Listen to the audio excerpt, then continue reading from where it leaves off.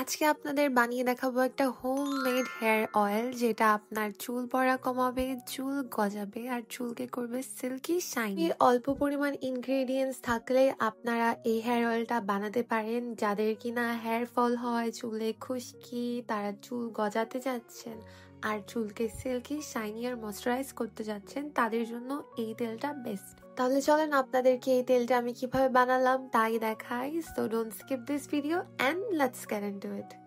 তো ফার্স্টেই আমি আমার গাছ থেকে কিছু রোজমেরির ডাল খুলে নিচ্ছি। রোজমেরি স্ক্যাল্পের রক্ত সঞ্চালন বৃদ্ধি করে, আপনার ডিএইচটি হরমোন ব্লক করে, যার ফলে আপনার চুল পড়া হ্রাস হয়, নতুন চুল গজাতে সাহায্য করে, স্ক্যাল্পের জ্বালা বা ইনফ্লেমেশন কমায়, অ্যান্টিব্যাকটেরিয়াল ও অ্যান্টিফাঙ্গাল গুণাগুণের কারণে চুলের গোড়া পরিষ্কার সুস্থ থাকে, যা চুল বাড়ানোর জন্য দরকারি, চুলের গঠন মজবুত করে। তাই আমি আমার তেলের জন্য রোজমেরির কিছু লিভস কেটে নিচ্ছিলাম। তাহলে চলেন তেল বানানো স্টার্ট করি। আমি আমার তেলটা সরাসরি আগুনে গরম না দিয়ে পাত্রে পানি দিয়ে তার উপর তেল গরম করেছি, যাকে বলা হয় ডাবল বয়লার মেথড। এই মেথডের কারণে তেলের গুণাগুণ ঠিক থাকে আর পুষ্টিগুলো নষ্ট হয় না।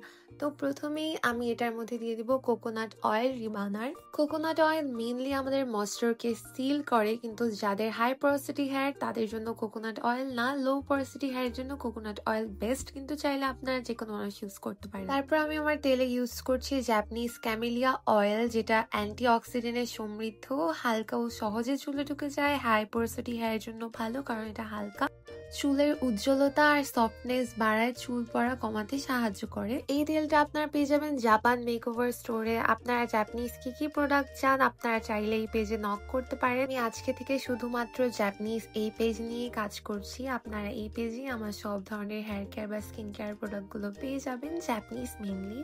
তারপর পরিমাণ মতো ক্যামেলিয়া হেয়ার অয়েলটা অ্যাড করার পর আমি ইউজ করে নিব মেথি, যেটা আমি গতকাল রাত্রি থেকে ভিজিয়ে রেখেছিলাম। ভিজে চুলের জন্য কত ভালো তা তো সবাই জানেনি।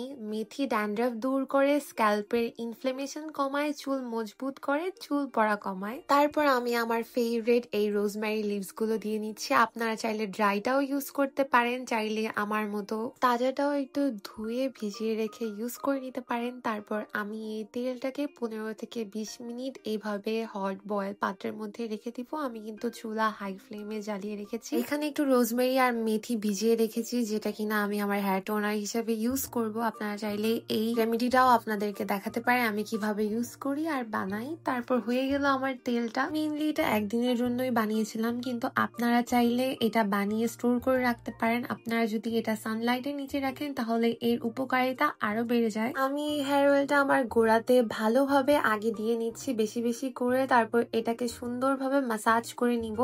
মাসাজটা হতে হবে আপনার 5 থেকে 10 মিনিট। জানি একটু হাত ব্যথা হবে, বাট ব্লাড ফ্লো বেড়ে যায় আপনার স্ক্যাল্পের মাসাজের মাধ্যমে। ব্লাড ফ্লো বাড়লে আপনার হেয়ার গ্রোথ হয়। হেয়ার অয়েলটা যেহেতু অনেক ময়শ্চারাইজিং, আমি আমার চুলের আগাতেও ভালোভাবে ইউজ করে নিচ্ছি। আর আমার এই সুন্দর পিজি সেটটা আপনারা পেয়ে যাবেন কোজিনেস লাক্সারি থেকে। তাদের এই পিজি সেটটা এত কমফোর্টেবল, গরমের মধ্যে পরে এত আরাম, যেহেতু এটার ম্যাটেরিয়ালটা একদম গেঞ্জি কাপড়ের, খুবই সফট, একদমই সামার ফ্রেন্ডলি।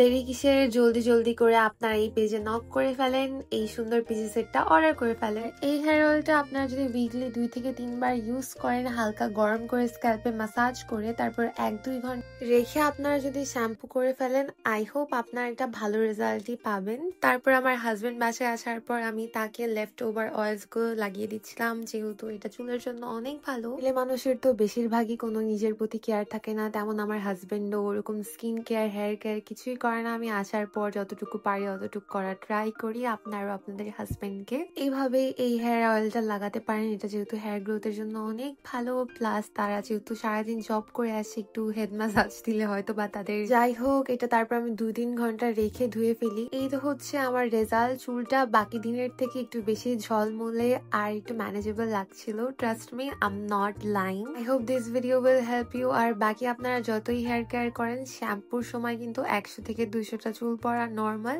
প্লাস আপনারা যদি ঠিক মতো না ঘুমান, যেমন আমি ঘুমাই না, যার কারণে আমার নিজেরও হেয়ার ফল হয়, ঠিক মতো খাবার না খান বা অনেক স্ট্রেস করেন, আপনাদের কিন্তু হেয়ার ফল হবেই। তাই হেয়ারটা ঠিক রাখতে বা হেলথটা ঠিক রাখতে অবশ্যই আপনাদেরকে খাবারের প্রতি প্লাস স্ট্রেস লেভেলটাও আপনাদের ঠিক রাখতে হবে। তাহলে চলে গেলাম আজকের ভিডিওটা এই পর্যন্তই। সবাই কিন্তু আমার চুলটা দেখে মাশাআল্লাহ বলতে ভুলবেন না। আমার কিন্তু পারফেক্ট চুল না, আমি জাস্ট যেটা ইউজ করি আপনাদের সাথে শেয়ার করি। এরকম আরো ভিডিও দেখতে চাইলে কমেন্ট করবেন। আর হ্যাঁ, আমার ডেইলি ব্লগস গুলো আসছে।